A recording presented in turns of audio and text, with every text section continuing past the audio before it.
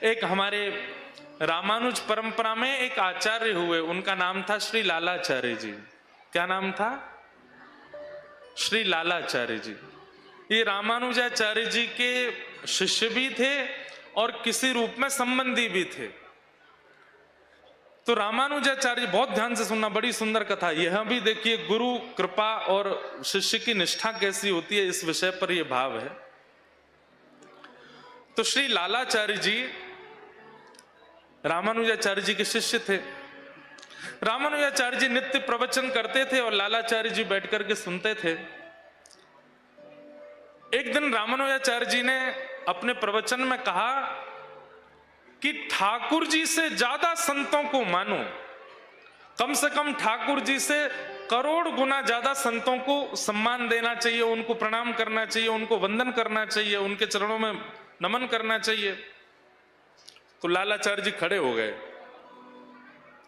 बोले देखिए मैं आपसे कुछ छुपाऊंगा नहीं, कोई आपके सामने में कुछ आडंबर नहीं करना चाहता, मैं सत्य आपको बता रहा हूं, ये मैं नहीं कर सकता। मैं ठाकुर जी से करोड़ गुना ज्यादा संतों को नहीं मान सकता।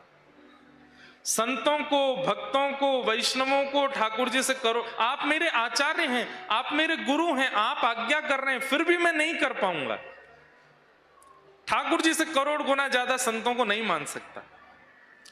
तो रामानुजाचार्य जी बोले हमको अच्छा लगा कि तुमने छुपाया नहीं, बोल दिया, नहीं तो लोग हाँ कर देते, हाँ सही कह रहे हैं, ठाकुर जी से ज्यादा संतों को मानो, मानेंगे। तो रामानुजाचार्य जी बोले करोड़ गुना नहीं कर सकते तो 1000 गुना तो करो, मतलब थोड़ा ठाकुर जी से ज्यादा प्रेम करो। बोले क्षमा करें, मैं 1000 गुना ज्यादा भी नहीं कर पाऊंगा, 100 गुना। जय हो।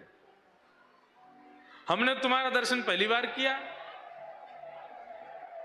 जय जय विराज।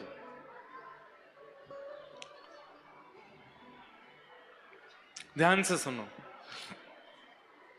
तो लालाचार्य जी ने क्या नियम बना लिया, जो भी कंठी पहन करके, तिलक धारण करके या शिखा धारण होगी, किसी भी रूप में भगवत संबंधी आवरण यदि उसके तन पर होगा तो वो मेरा संबंधी है। अब जो भी नगर में आता, अगर वयोवृद्ध होते तो चरणों में जाकर के लालाचार्य जी प्रणाम, जय हो दादाजी, बड़े दादाजी बहुत दिन में आए हो, आपके चरणों को प्रणाम करूं, घर चलो, बहू प्रतीक्षा कर रही है, भोजन बना के बैठी है। लालाचार्य जी की बहू की भी कैसी सेवा, आए दिन रिश्तेदार नहीं आते हैं, कौन से रिश्तेदार आते हैं पता ही नहीं है, जो कंठी पहन ले, जो तिलक लगा ले, जो शिखा धारण कर ले, लालाचार्य जी उसको ही लेके आते हैं, चलो इनके लिए प्रसाद बनाओ, प्रसाद पवाओ। कौन है? बोले चाचा जी आए। या तो भगवत समान या भगवान से ज्यादा संतों को मानेंगे नहीं, लेकिन गुरुदेव की आज्ञा हो गई सगे संबंधियों के समान मानो, तो सगे संबंधियों के समान प्रेम करने लगे। अब तो ये स्थिति हो गई कि नगर में लोग बाग लालाचार्य जी को कभी कभी मजाक भी कर देते, और बताओ लालाचार्य जी आज तो कौन आए आपके परिवार में से? बोले आज फूफा जी आए हैं। बोले अच्छा, कहां से आए? बोले ये नहीं पता कहां से आए हैं। तो उनको देखते ही लगा ये हमारे फूफा जी हैं, तो फूफा जी बोल दिया। पत्नी जब अपनी सहेलियों के पास जाती तो वो भी मजाक बनाते, भाई तुम्हारे पतिदेव तो ऐसे पति किसी को नहीं मिले। बोले क्यों? अरे संबंधी घर पर आते हैं तो हमारी हालत खराब हो जाती है, रोज पूड़ी बनाओ, ये बनाओ, तुम्हारा कैसा हाल? सुबह चाचा आते हैं, रात में मामा आते हैं, अगले दिन सुबह कोई आ जाते हैं। अच्छा, लालाचार्य जी का एक नियम और था, एक बार जिससे जो संबंध बना लिया, फिर जीवन में वो कभी भी उस नगर में आए उसी संबंध से ही बुलाते थे। एक बार कैसी अद्भुतता हुई, कोई वैष्णव गले में कंठी माला थी और वो कावेरी जी में स्नान करने के लिए गया, और स्नान करते करते उसकी हृदय गति रुक गई और वहीं उसके प्राण निकल गए और वो कावेरी जी में ही बहने लगा। लालाचार्य जी की पत्नी अपनी सब सहेलियों के साथ जल भरने के लिए गई थी, तो जैसे ही शव तैरता हुआ आ रहा था, तो सब में आश्चर्य हुआ, अरे कोई मर गया, अरे देखो किसी का शव तैर रहा है, अरे भैया देखो किसी की लाश बहती हुई जा रही है। तभी एक सखी ने देखा कि जो शव बह रहा है उसके गले में कंठी माला है, तो उसने उपहास कर दिया और उपहास करते हुए बोली, अरे सुन, जा लालाचार्य जी को बुला ला, वो तो कंठी पहनने वाले सबको अपना संबंधी बताते हैं। लावारिस शव किसी का बहता हुआ जा रहा है, देख ले कहीं तेरे चाचा तो नहीं, कहीं तेरे ताऊ जी तो नहीं, तेरे दादाजी तो नहीं, तेरे कोई संबंधी तो नहीं। पत्नी अपने पति के प्रति बहुत प्रेम मानती थी, वो जैसे लालाचार्य जी की भावना थी वैसी पत्नी की भी थी। रोते हुए गई और गई कि सब मेरी सहेलियां ऐसे बोलती हैं कि कोई कंठी पहना शव जा रहा है तैरता हुआ, निश्चित ही तुम्हारा कोई संबंधी होगा। लालाचार्य जी ने जैसे ही सुना दौड़ करके गए और जाकर के कावेरी जी में जैसे ही देखा, धन्य हो गए। आज जीवित लोगों को तो आज तक अपना संबंधी बनाया ही था उन्होंने, लेकिन जैसे देखा कंठ में कंठी पहनी है, तुलसी माला पहनी हुई है, तुरंत लालाचार्य जी रोने लगे और रोते हुए बोले, मेरे बड़े भैया चले गए। बड़े भैया, उनको मरे हुए शव को बड़े भैया बताने लगे, मेरे बड़े भैया चले गए। कूद गए कावेरी जी में और उस शव को लेकर के किनारे आए। सब देख करके आश्चर्यचकित हो रहे हैं, बोले भैया लालाचार्य जी कैसा आपका स्वरूप है, एक मरे हुए अनजान व्यक्ति को आप उठा लाए। इधर देखिए, कथा सुनिए, कल से परेशान नहीं हो गए आप, खूब सोइएगा प्रेम से, हैं? आज आज और सुनो।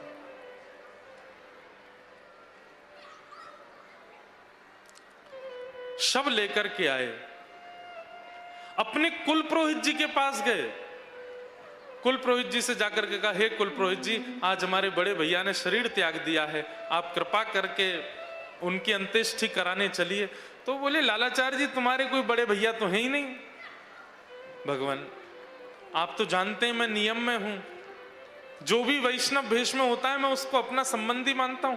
तो कुल पुरोहित भी बोले, देखो तुम्हारे भाव को प्रणाम है, तुम जीवित चलते फिरतों को अपना संबंधी बताते हो, ठीक है यहां तक बात, पर किसी का अंतिम संस्कार करना, और वो भी जिसका हमें कुल नहीं पता, हमें कोई उसका खानदान नहीं पता, उसका गोत्र नहीं पता, तुम कैसे उसका अंतिम संस्कार कर दोगे? लालाचार्य जी बोले, जो मेरा गोत्र है वही उनका गोत्र, मैं उनका परिवारी हूं, मैं 13 दिन तक बिल्कुल सूतकों का पालन करूंगा, मैं ही पिंडदान करूंगा, केश दान करूं, सब करूंगा, वो मेरे बड़े भैया हैं, आप करा दो।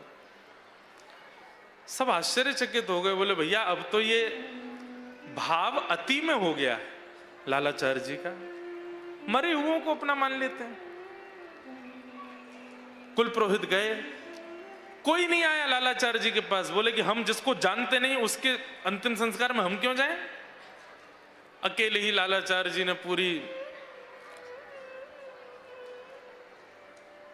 चिता बनाई, उस पर उस शव को रखा और सारी विधियां जो होनी चाहिए वो विधि की।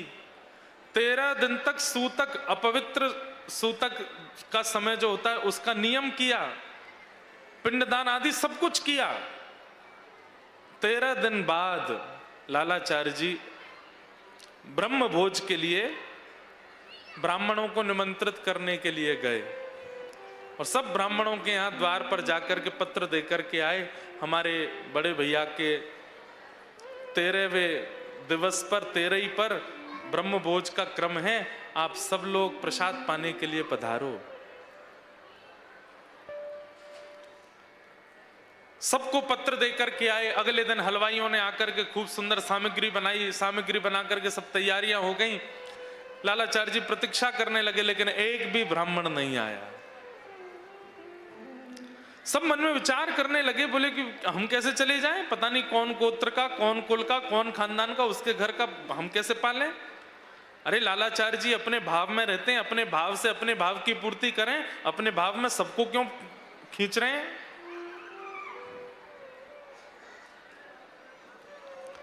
एक भी ब्राह्मण नहीं आया। लालाचार्य जी गए कुछ ब्राह्मणों के पास, बोले आज हमारे यहां प्रसाद था, आप लोग आए नहीं। ब्राह्मणों ने कहा देखो बुरा नहीं मानिएगा, आपके संबंधी सगे तो थे नहीं जिनका आपने संस्कार किया, हम कैसे पाने आ जाएं, इसलिए हम नहीं आए। रोते हुए श्री लालाचार्य जी अपने गुरुदेव श्री रामानुजाचार्य जी के पास गए और जाकर के निवेदन किया, गुरुदेव मैंने तो आपके द्वारा प्रदान किए गए नियम का पालन किया। आपने कहा था कि अगर तुम ठाकुर जी से 100 गुना नहीं मांग सकते, ठाकुर जी के समान नहीं मांग सकते, तो अपने परिवारी जनों के समान कंठीधारी तिलकधारी वैष्णवों को अपना संबंधी मानो। अब जब मैं मान रहा हूं तो संसार तो हर प्रकार से इस बात को प्रस्तावित कर रहा है कि मैं गलत हूं। मैं अगर कंठी वालों को अपना संबंधी मान लेता हूं तो संसार उसको पूरा होने भी तो नहीं दे रहा। आज कोई भी ब्राह्मण ब्रह्म भोज के लिए नहीं आया, मैं क्या करूं। रामानुजाचार्य जी बोले वेंकटेश भगवान के चरणों में प्रणाम करो, रंगनाथ भगवान के चरणों में प्रणाम करो और अपने भाव को उनसे कहो। लालाचार्य जी ठाकुर जी के सन्मुख गए और कहा मैंने वैष्णवों को अपना संबंधी माना है, आज उनके अंतिम दिवस पर कोई ब्राह्मण नहीं आए, भगवान आप कृपा करो। इतने में ही लालाचार्य जी सामने बैठ के ठाकुर जी को प्रणाम कर रहे थे, एक दिव्य ज्योति मंदिर से प्रकट हुई और उस दिव्य ज्योति में से अनेक ब्राह्मण ठाकुर जी के ही अंश प्रकट हो गए और लालाचार्य जी से बोले चलो हम आए हैं, हम पाने चलेंगे प्रसाद। भगवान ने वैकुंठ से भेजे, वैकुंठ से विप्रों के अग्रगण्यों को भेजा, जाइए लालाचार्य जी अपने संबंधी का, अपने बड़े भाई का तेरही कर रहे हैं, उसमें ब्रह्म भोज पाके आइए। महाराज जैसे ही वे ब्राह्मण जन मंदिर से बाहर निकले, उनका रूप स्वरूप लावण्य देख करके उनके सबके चतुर्भुज भी थे, कभी 2 भुज में दिखे, कभी चतुर्भुज में दिखे, कभी 2 भुज में दिखे, ऐसे थे। सब लोग उनको देख करके आश्चर्यचकित हो गए। सब लालाचार्य जी के यहाँ गए, पंक्ति लगा करके बैठे और तेरही का जो ब्रह्म भोज होता है सबने पाया। उनको देख करके सब ब्राह्मण दौड़े दौड़े आए जो नहीं आ रहे थे। यहां ब्रह्म भोज पूर्ण करके वे सब तो भगवत धाम को चले गए और वो ब्राह्मण आकर के बड़ी लज्जा करने लगे। लालाचार्य जी से बोले हमसे अपराध हो गया, हमने तुम्हारी भावना को बहुत सरल समझ लिया, बहुत सहज समझ लिया, लेकिन धन्य है ठाकुर जी तुम्हारी भावना को जानते थे, इसलिए वैकुंठ से ब्राह्मणों को भेजा है। बंधुओं, लालाचार्य जी ने जिस जिस को अपना संबंधी बनाया, जिस जिस को अपना और संबंधी बनाते किसको थे? ना जात पूछते थे, ना गांव पूछते थे, ना परिवार पूछते थे, बस तिलक है, कंठी माला है, तुम हमारे हो। और जिसको लालाचार्य जी अपना बोलते थे उसको ही ठाकुर जी आकर के दर्शन दे देते थे। ना उसके साधन देखते, ना उसका पुण्य देखते। उसने कोई साधन नहीं किया, कोई पुण्य नहीं किया, केवल लालाचार्य जी ने कह दिया ये हमारे जीजा जी हैं, ये हमारे फूफा जी हैं, ये हमारे भैया हैं, बस ठाकुर जी उनको आके दर्शन देते थे, निश्चित देते थे। ऐसी कृपा।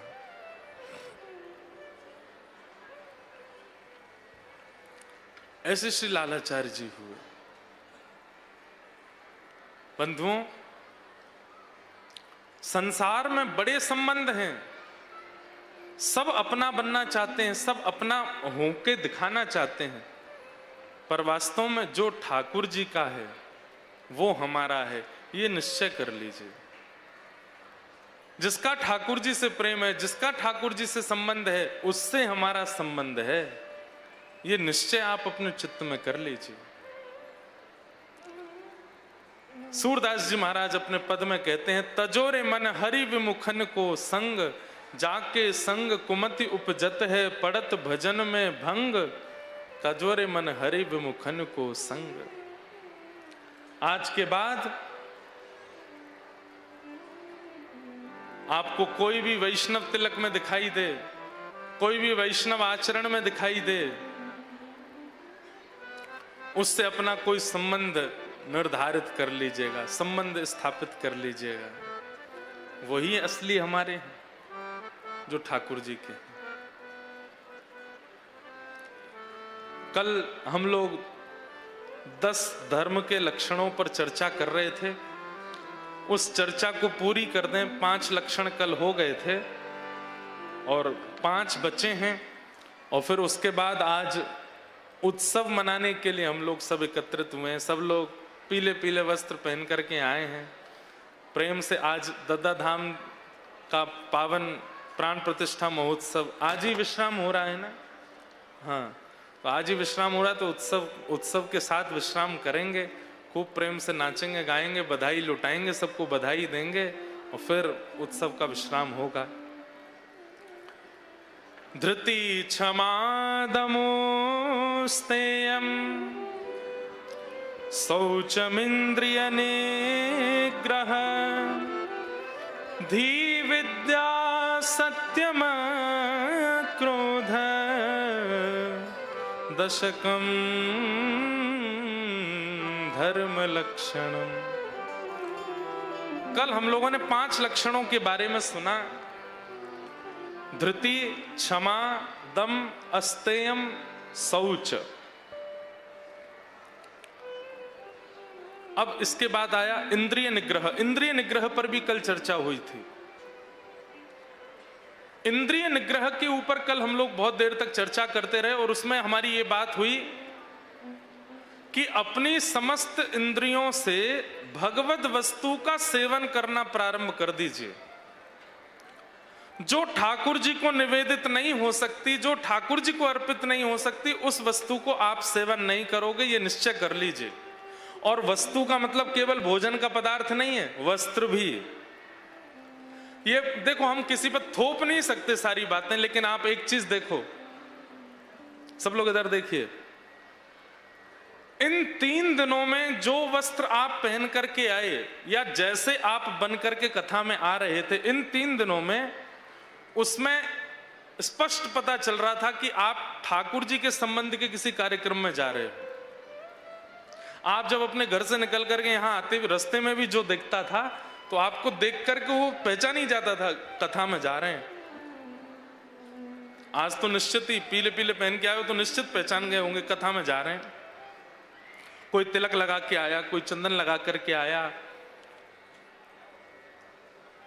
आपकी पोशाक और आपका संपूर्ण स्वरूप बता रहा है कि आप ठाकुर जी की किसी क्रिया में जा रहे हो। ऐसी स्थिति अगर हरदम के लिए हो जाए, अब जो लोग कथा में नहीं आए वो भी कथा का स्मरण कर लेते हैं, भाई ये कथा में जा रहे हैं। अगर आप हर दिन ऐसे ही रहने लग जाओगे, चलते फिरते उठते बैठते, आपको देख करके कोई यही सोचे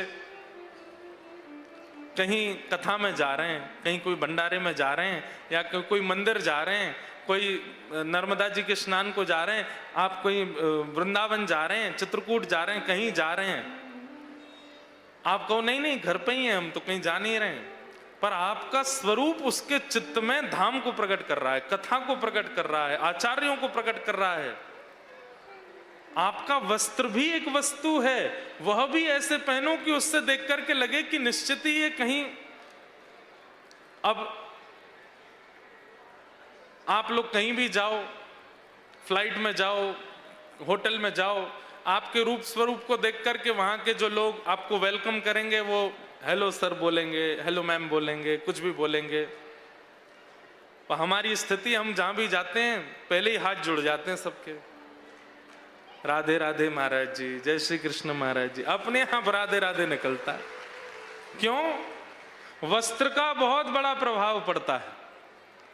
इसलिए इंद्रिय निग्रह का मतलब वही पाओ जो ठाकुर जी को निवेदित होता है, ये तो है ही, वही पहनो जिससे आप ठाकुर जी के हो ऐसा लगे।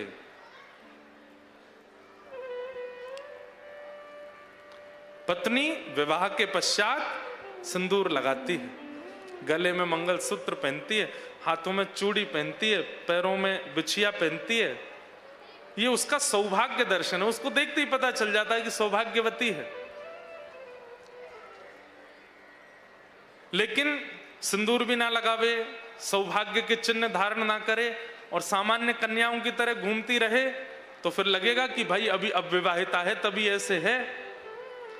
और फिर किसी के चित्त में आ जाएगा जब ये अविवाहिता है तो मैं प्रयास करके देखूं कि मुझसे ब्याह हो जाए, हो जाएगा। ठीक वैसे ही ध्यान से सुनिएगा, जब व्यक्ति तिलक लगा के घूमता है, गले में कंठी पहन के घूमता है, धोती पहन करके रहता है या कुर्ता पहन के रहे, किसी भी रूप में वैष्णव बन करके जब घूमता है, तो जितने भी संसार के अवगुण रूपी पाप हैं वो सब समझ जाते हैं। वो भैया या के ऊपर ना जानो, क्यों, विवाहित है, पहले से ही ठाकुर जी का हो चुका है। तिलक नहीं दिख रहा तुमको, गले में कंठी माला नहीं दिख रही, यहां पर आने से हमारा कोई फायदा नहीं। जितने भी दूषित विचार हैं, जितनी भी दूषित भावनाएं हैं, वो सब दूर से ही चले जाते हैं। क्यों? उन्हें पता चल जाता है ये विवाहित हैं, ठाकुर जी के हो चुके हैं। लेकिन जब हम तिलक धारण नहीं करते, कंठी धारण नहीं करते, भगवत भेष धारण नहीं करते, भगवत स्वरूप में नहीं रहते, तो फिर अवगुणों को ये लगता है ओहो क्वारा है, इसी पर चढ़ो। सारे अवगुण फिर क्रोध हो, काम हो, लोभ हो, ईर्ष्या हो, द्वेष हो, अभिनिवेश हो, अहंता हो, ममता हो, सब आते हैं और सब प्रयास करते हैं कि हमारा हो जाए, और हम हो भी जाते हैं। फिर या तो क्रोध के हो जाते हैं, या लोभ के हो जाते हैं, या मोह के हो जाते हैं। इंद्रिय निग्रह का मतलब केवल प्रसाद पाना ही नहीं है, हर वस्तु जो जीवन में है सब प्रसाद। वस्त्र भी प्रसाद की तरह पहनो कि हम ठाकुर जी के हैं ऐसा लगे, भोजन भी वही करो जो प्रसाद है। उसी स्थान पर जाओ जहां पर भगवत संबंधी कोई वार्ता या भगवत संबंधी कोई क्रिया का आपको पता चल जाए, जहां पता लगे कि ठाकुर जी के संबंध की कोई क्रिया नहीं है। बेहोश होके गिर जाओ घर में, अरे हमको तो बुखार आ गया, हम तो जा ही नहीं पाएंगे, हमसे नहीं हो पाएगा, हम कैसे चले जाएंगे।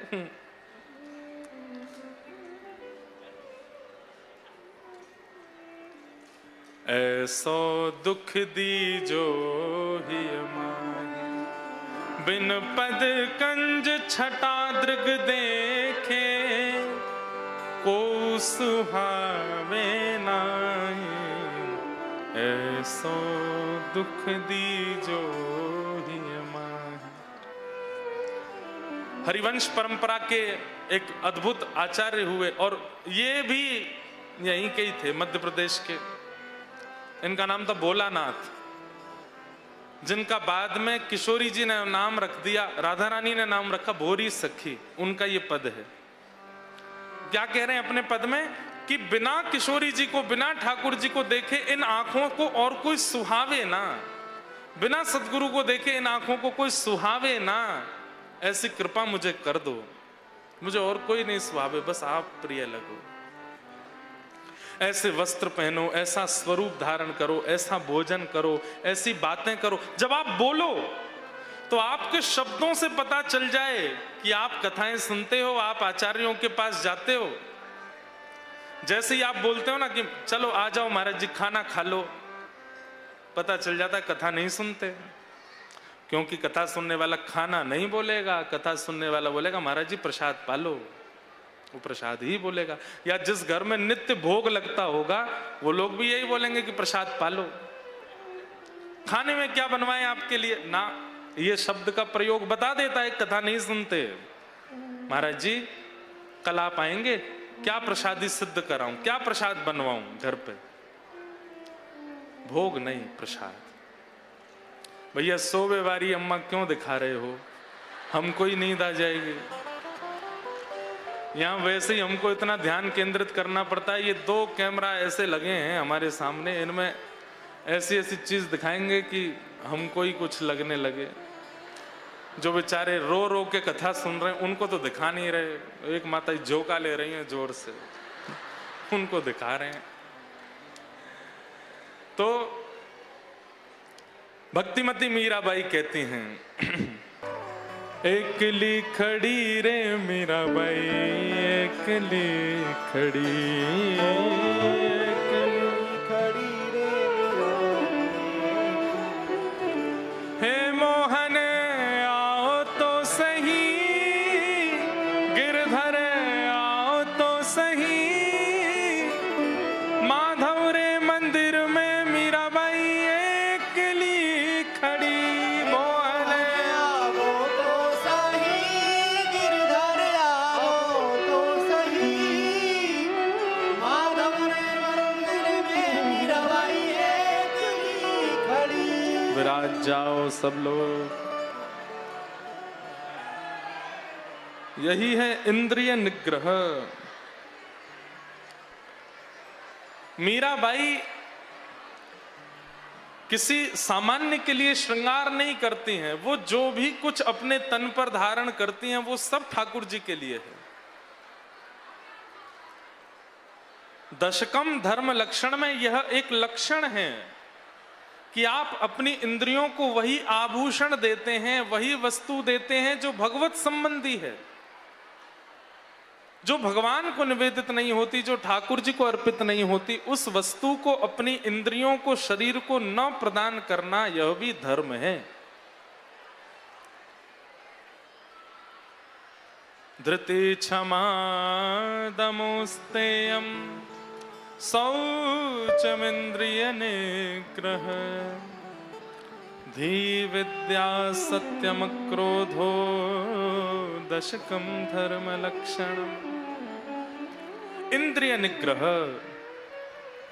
इंद्रिय निग्रह के बाद आता है धी यानी कि बुद्धि।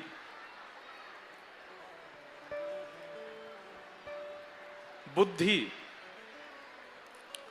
सकारात्मक हो, विचार शून्य ना हो या फिर विचारों में दूषितता ना हो।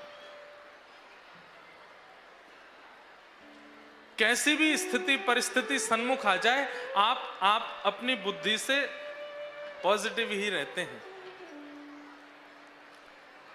और बुद्धि का प्रयोग ज्यादातर किसी को नीचे करने में या किसी के हनन में प्रयोग नहीं करते हैं। बुद्धि का प्रयोग भी सर्व उत्थान में लगाते हैं, तो वह बुद्धि ठाकुर जी के योग्य, ठाकुर जी के स्वीकार्य के कारण मानी जाती है। धी, विद्या। धी कौन सा लक्षण है? धृति, क्षमा, दम, अस्तेयम, शौच, इंद्रिय निग्रह। धी 7वां लक्षण है और 8वां लक्षण है विद्या। अब यहां विद्या कौन सी विद्या? जो तन को पोषित करती है वो विद्या तो हम लोग लेते ही हैं स्कूल, कॉलेज, यूनिवर्सिटी में। पर जो आत्मा को पोषित करे, आत्मा का जो भोजन है, आत्मा को जो श्रेष्ठ बनावे, वो विद्या भागवती विद्या है, वैष्णवों की विद्या है, ठाकुर जी के द्वारा प्रदत्त विद्या है। विद्या। 9वां लक्षण क्या है धर्म का? सत्यम, सत्य बोलो। अब यहां पर एक बात आती है कि सत्यम ब्रूयात, हमारे शास्त्राज्ञा कहते हैं कि सत्य बोलो, पर यह भी कहते हैं प्रियम ब्रूयात। सत्य कैसा बोलो? जो दूसरे को प्रिय लगे ऐसा बोलो। अप्रिय सत्यम न ब्रूयात, जिससे किसी के हृदय को ठेस पहुंचती हो, किसी के हृदय को पीड़ा होती हो, ऐसा सत्य भी नहीं बोलना चाहिए। कहां सत्य बोलना चाहिए, कहां नहीं बोलना चाहिए, कैसे बोलना चाहिए, यह भी आचार्य चरण गुरुजन सिखाते हैं। सत्यम ब्रूयात, प्रियम ब्रूयात। अब कोई व्यक्ति अपने स्वरूप में सांवला है, वो इतना गोरा नहीं है, आप सीधे जाकर के उससे कह दो भैया, और भैया बताओ अमावस्या कैसे हो तुम। अब किसी को सीधे अमावस्या बोल दोगे, कितना बुरा लगेगा उसको। वैसे तो ये हमारे वृंदावन में हो चुका है एक बार, किशोरी जी ने ठाकुर जी को बोल दिया था। क्या बोल रही हैं किशोरी जी?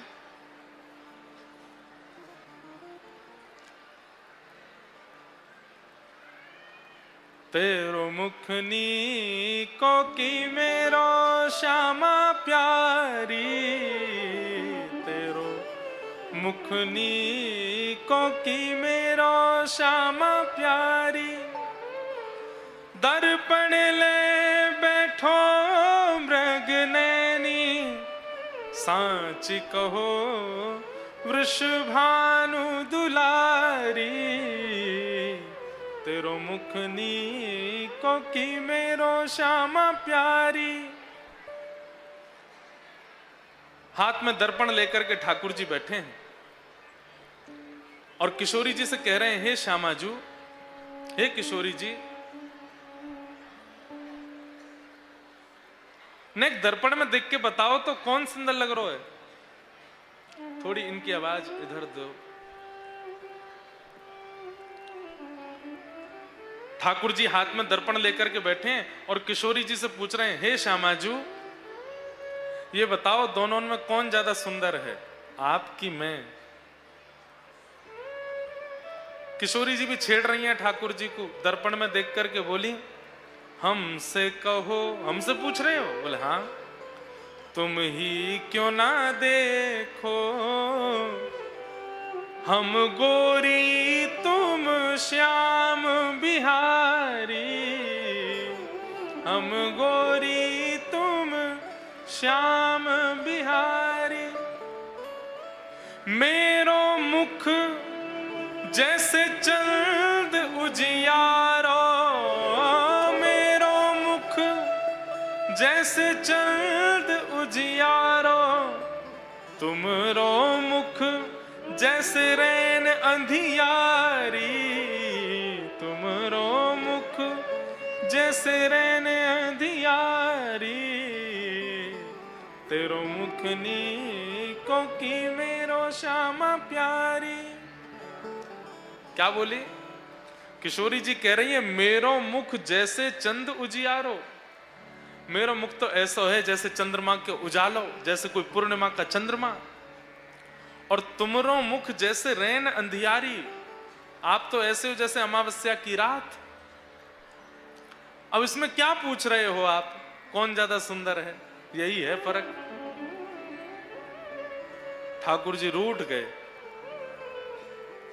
और रूठ करके बोले, हे किशोरी जी, आप अपने आप को पूर्णिमा को चंद्रमा कह रही हो और मुंह को अमावस्या की रात्रि कह रही हो। किशोरी जी बोली, तो कहां गलत कह रही हूं?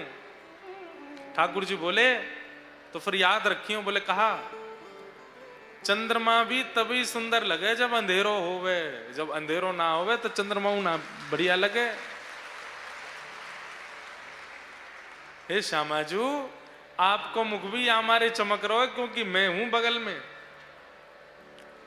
यदि हम श्याम लला की जगह गौर लला होते ना तो आपको कोई ना देख रहा हो, तो सबरे मुझे देख रहे होते। नाराज हो गए ठाकुर जी किशोरी जी से।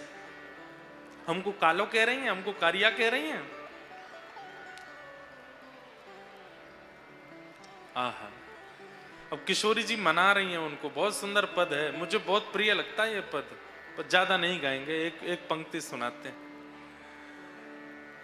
तेरो नयन में मोटो मोटो कजरा, तेरो नयन में मोटो मोटो कजरा। हे श्याम सुंदर, आपके नेत्रों में तो कैसा मोटा मोटा काजल लगा है, लेकिन हमारे नेत्रों में देखो आपको काजल दिखाई दे रहा है। ठाकुर जी बोले, नहीं हमको तो नहीं, हमको आपके नेत्रों में काजल नहीं है। बोले क्यों? मैं काजल क्यों नहीं लगाती? किशोरी जी कभी कभी काजल लगा मैं, रोज ना लगा मैं। क्यों? हमरे नयन में तुम बनवारी, हमरे नयन में तुम बनवारी। अरे हमारे नेत्रों में तो आप विराज रहे हो, काजल की क्या आवश्यकता है? ठाकुर जी पहले तो खुश है गए, अरे आपके नेत्रन में मैं बैठूं। थोड़ी देर बाद ठाकुर जी बोले, अरे या मैं भी मुंह को कालिया ही बोल दियो। या को मतलब आप कहना चाह रही हो आपको काजल लगाने की आवश्यकता नहीं, क्योंकि मैं कालिया जो बैठूं आंखन में। फिर रूठ के बैठ गए। किशोरी जी बोली, अरे आप तो रूठ गए शाम से। अच्छा, एक अंतिम बात सुन लो। ठाकुर जी बोले, कहा तुम तो नख पे गिरिवर धारो, तुम तो नख पे गिरिवर। पर हे श्याम सुंदर, तुम नख पे गिरिराज जी उठाते हो। ठाकुर जी ने बाम हस्त की कन्नी उंगली के नख पे उठाए गिरिराज जी, लेकिन हम आपसे ज्यादा बलवान हैं। ठाकुर जी बोले, सब चीज में अपने आप को आगे बताओ। हमसे ज्यादा गोरी आप हो, हमसे ज्यादा सुंदर आप हो, आपको नेत्रों में काजल की आवश्यकता नहीं, क्योंकि हम कालिया जो बैठे हैं। और अब ये भी कह दो कि एक तो कह रही हो कि हमने नख पे गिरिराज जी उठाए, फिर कह रही हो आप हमसे ज्यादा बलवान हो, कैसे? किशोरी जी, 7 कोस लंबे चौड़े गिरिराज जी को मैंने उठाया, तो आप बलवान कैसे ज्यादा भाई? बोले, आपने तो गिरिराज जी उठाए, तुम तो नख पे गिरिवर धारो, पर हम चित धार रहे गिरधारी, हम चित धार रहे गिरधारी। अरे आपने तो नख पे गिरिराज जी उठाए, पर गोवर्धन सहित गिरधारी हमने अपने चित्त में धारण किया। बताओ बलवान ज्यादा कौन?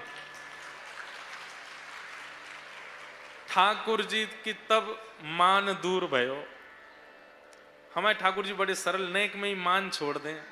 अरे श्यामा जू, अरे मेरी प्यारी जू, अरे श्री जी, आपके चित्त में मैं बैठा हूं। बोले, और नहीं तो सूर श्याम या छवि की शोभा, सूर श्याम या छवि की शोभा, इन नैनन सो टरत नटारी, इन नैनन सो करत नटारी। ओ तेरो मुखनी को की मेरो श्यामा प्यारी, तेरो मुखनी को की मेरो श्याम प्यारी। तो ये पद हमने व्रज का भाव सुना दिया। संभवतः कथाओं में व्रज के ज्यादा ऐसे प्रसंग जहां बहुत भीड़ होती है वहां मैं कम सुनाता हूं, क्योंकि ये बड़े मधुर रस के भाव है ना ठाकुर जी के। लोग पता नहीं किस रूप में सुनेंगे, पर ये पद गाया क्यों? सत्यम। यहां पर धर्म के 10 लक्षणों में 9वां लक्षण है सत्य। तान पुराने कम करो। पर सत्य बोलना कैसे चाहिए? बोले, प्रियम ब्रूयात। सत्य बोलो, पर प्रेम से लता पता बोलो। ऐसे स्पष्ट किसी के मुंह पर ऐसे नहीं बोल देना चाहिए कि बेचारे के हृदय को ठेस पहुंच जाए, उसको बुरा लग जाए, उसको कष्ट हो जाए। ऐसा नहीं बोलना चाहिए। सत्यम ब्रूयात, पर प्रियम ब्रूयात। प्रिय सत्य बोलो। आपको अगर किसी में दोष दिख जाए तो उस व्यक्ति से बोलो, भैया एक बार जब आप फ्री हो जाओ ना, एक बार हमसे बात कर लेना। जब वो सब चीजों से निवृत्त हो जाए, वो आपसे कहे, तो फिर और प्रेम से बात, और कैसे हो आप? बहुत अच्छा लगा, आज आपसे मिले थे हम, बहुत आनंद आया, सब कुछ बहुत अच्छा था, आप अन्यथा ना लेना। हमें एक बात लगी, हम आपसे सच में बहुत प्रेम करते हैं, हम सबके सामने नहीं बोलना चाहते थे, इसलिए हम ऐसे बोल रहे हैं। आपकी ये बात थोड़ी हमको अनुचित लगी, आप इसको ठीक करो। अगर आप ऐसे करके किसी से सत्य बोलेंगे, उसको बुरा नहीं लग सकता। अब आप भरी सभा में ही कुछ बोलने लग जाओ, सबके सामने 4 लोगों के आगे कुछ कहने लग जाओ, उसको तो बुरा लगेगा ना। सत्य बोलना है, पर प्रिय सत्य बोलना। सत्यम ब्रूयात, प्रियम ब्रूयात। कई लोग होते हैं, उन लोगों का ऐसा स्वभाव होता है, वो बोलते हैं भैया हम तो बहुत स्ट्रेट फॉरवर्ड हैं, जो है मुंह पे बोल देते हैं, हम मन में कुछ नहीं रखते, सब मुंह पे बोल देते हैं। कई लोगों के नए घरों में जाते भी हम तो वो बोल दे, हमारे महाराज जी दादाजी आपसे मिलने आएंगे, मैं तो वो थोड़े ना ऐसे बोल जाते हैं, थोड़ा स्पष्ट बोल देते हैं, आप थोड़ा सा बुरा नहीं मानना अगर कुछ बोल दें तो। हमें ऐसे लोगों से थोड़ी समझाने का हमारा मन करता है। ये स्पष्ट बोलना स्वभाव नहीं होता, स्पष्ट बोलना किसी का स्वभाव नहीं होता, ये आदत बनाई जाती है। व्यक्ति बना लेता है इस आदत को कि मैं सबके सामने स्पष्ट बोल दूंगा। नहीं, ये अधर्म का स्वरूप है। स्पष्ट बोलिए, लेकिन प्रिय होकर के बोलिए, प्रेम में भर कर के बोलिए। न ब्रूयात अप्रियम, अप्रिय सत्य नहीं बोलना चाहिए। आप किसी की कन्या देखने के लिए गए अपने पुत्र के लिए, अब उनकी कन्या है सर्वगुण संपन्न सब कुछ, लेकिन किसी कारण से आपके यहां से संबंध नहीं हो पा रहा, तो कई लोग क्या करते हैं कि दोष कन्या में बता करके और संबंध को फिर रोक देते हैं। ऐसा नहीं करना चाहिए। हर प्रकार की बातों में हम आपसे लागू करवाना चाहते हैं कि सत्य बोलो, लेकिन अप्रिय सत्य मत बोलो, प्रिय सत्य बोलो। और अंतिम लक्षण धर्म का क्या है? अक्रोध, क्रोध ना करना, अक्रोध।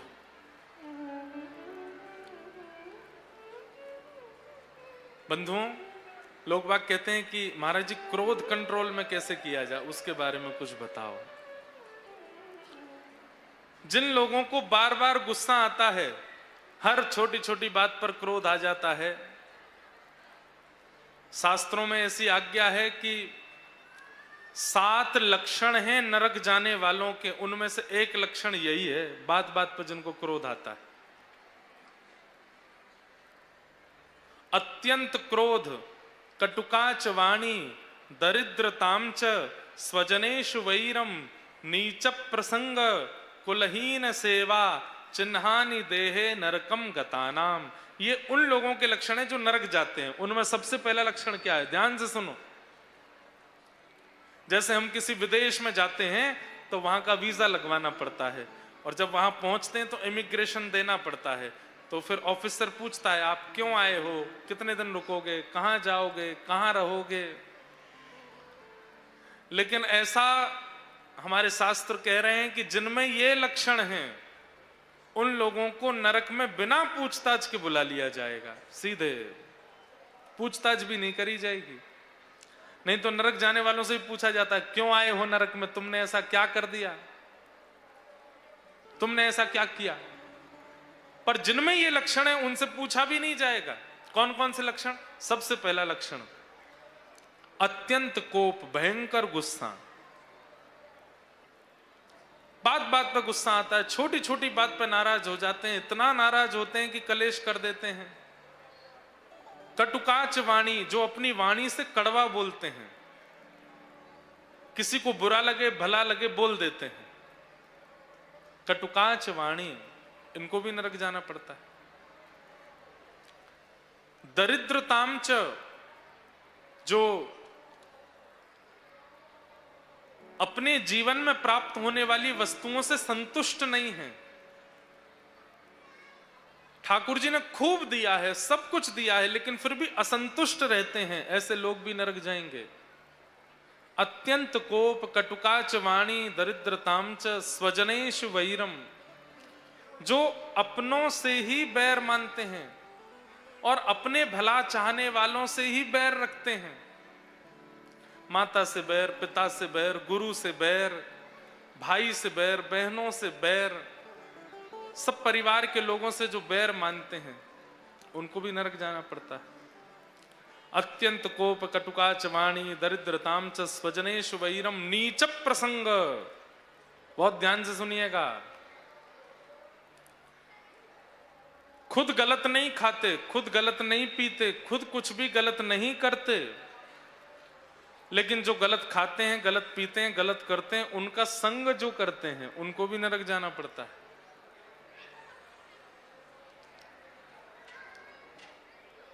नीच प्रसंग, कुलहीन सेवा, जो माता पिता से बैर करते हैं उनकी जो सेवा करते हैं। माता पिता को घर से निकाल दिया, या माता पिता को वृद्धाश्रम में छोड़ दिया, या माता पिता के प्रति या परिवारी जनों के प्रति दुर्व्यवहार करने वालों का जो उनकी सेवा करते हैं, बहुत अच्छा है, बहुत अच्छा, तुम तो करो, ऐसे ही करो, बढ़िया है। वो भी नरक में जाते हैं। चिन्हानि देहे नरकम गता नाम, ये नरक जाने वालों के चिन्ह हैं। इनमें जो सबसे पहला लक्षण है, अत्यंत कोप, भयंकर गुस्सा, ये धर्म का 10वां लक्षण है। क्रोध ना करना। क्रोध करिए पर अतिशय क्रोध मत करिए, भयंकर गुस्सा नहीं, नहीं तो वो नरकगामी बना देगा। ये धर्म के 10 लक्षण हैं जिन पर हम कल से चर्चा कर रहे हैं। धैर्य, क्षमा, दम, अस्तेयम, चोरी ना करना, पवित्रता, इंद्रिय निग्रह, धी, विद्या, सत्यम, अक्रोध, ये 10 लक्षण हैं। इन 10 लक्षणों का पालन करने वाला गुरु आश्रित, भगवद आश्रित माना जाता है। इन 10 लक्षणों पर हमने यथा योग्य कल से चर्चा की, आप सब लोग उसको श्रवण कर रहे थे। आज ये 10 लक्षणों की चर्चा भी और त्रिदिवसीय सत्संग का जो सत्र है वो भी आज यहाँ विश्राम होगा। लेकिन जैसा कल हमने कहा था कि आज यहाँ उत्सव मनाएंगे और उत्सव के रूप में आप सब लोगों को बधाई भी बांटेंगे, क्योंकि दद्दा जी का मधुर धाम यहाँ पर विराजमान हुआ है, इसलिए उत्सव तो प्रेम से होना चाहिए। कौन सा उत्सव मनाएं, रात भर मन में विचार चलता रहा। पहले तो मन में आया कि होली उत्सव कर लें, पर फिर मन में आया ठंड आ गई है, होली उत्सव कैसे करें, पुष्प बरसाएं कैसे होगा। उसके बाद में आता है फिर कौन सा उत्सव करें। जल विहार कर नहीं सकते, नौका विहार हो नहीं सकता, हिंडोला हो नहीं सकते, झूला हो नहीं सकते। घूम फिर के हम वैष्णवों पे एक ही उत्सव आ जाता है, ठाकुर जी का जन्म उत्सव, ठाकुर जी का प्राकट्य उत्सव हम लोग कर लेंगे। क्यों? श्री दद्दा धाम का निर्माण हुआ है, दद्दा जी विराजमान हुए हैं, तो ठाकुर जी का प्राकट्य उत्सव मना करके हम इस उत्सव को और सफल बना देंगे। ठाकुर जी का नंद महोत्सव यहाँ करके आज के उत्सव को फिर विराम की ओर ले चलेंगे।